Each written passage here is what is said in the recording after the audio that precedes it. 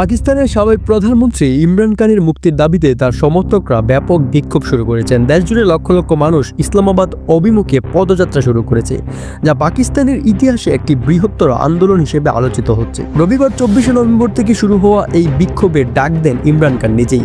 তার আহ্বানে তিনি তার সমর্থকদের ইসলামাবাদে জমায়েত হতে বলেন এবং দাবি সমাধান না হওয়া পর্যন্ত সেখানেই থাকার নির্দেশ দেন। ইমরান খান বর্তমানে দুর্নীতির অভিযোগে 3 বছরের কারাদণ্ড ভোগ করছেন, যদিও তিনি এই অভিযোগ অস্বীকার করেছেন। এই বিক্ষোভের পরিপ্রেক্ষিতে ইসলামাবাদে কড়া নিরাপত্তা ব্যবস্থা গড়ে তোলা হয়েছে, বিভিন্ন সড়ক বন্ধ করা হয়েছে এবং কিছু কিছু অঞ্চলে মোবাইল ও ইন্টারনেট সেবা বন্ধ করা হয়েছে। পুলিশ বিক্ষোভকারীদের দমনে কাঁদানে গ্যাস ব্যবহার করছে এবং অনেককে আটক করা হয়েছে। বিক্ষোভের নেতৃত্বে আছেন ইমরান খানের স্ত্রী এবং সাবেক ফার্স্ট লেডি বুশরা বিবি। পাকিস্তানে এই বিক্ষোভ ইমরান খানের রাজনৈতিক ভবিষ্যৎ এবং দেশের বর্তমান রাজনৈতিক পরিস্থিতির প্রতি বড় ধরনের প্রভাব ফেলতে পারে, যা পাকিস্তানের ভবিষ্যৎ রাজনীতিতে গুরুত্বপূর্ণ ভূমিকা পালন করবে। তথ্যসূত্র BBC, নিউজনগর, আরিয়ান ফার্সি।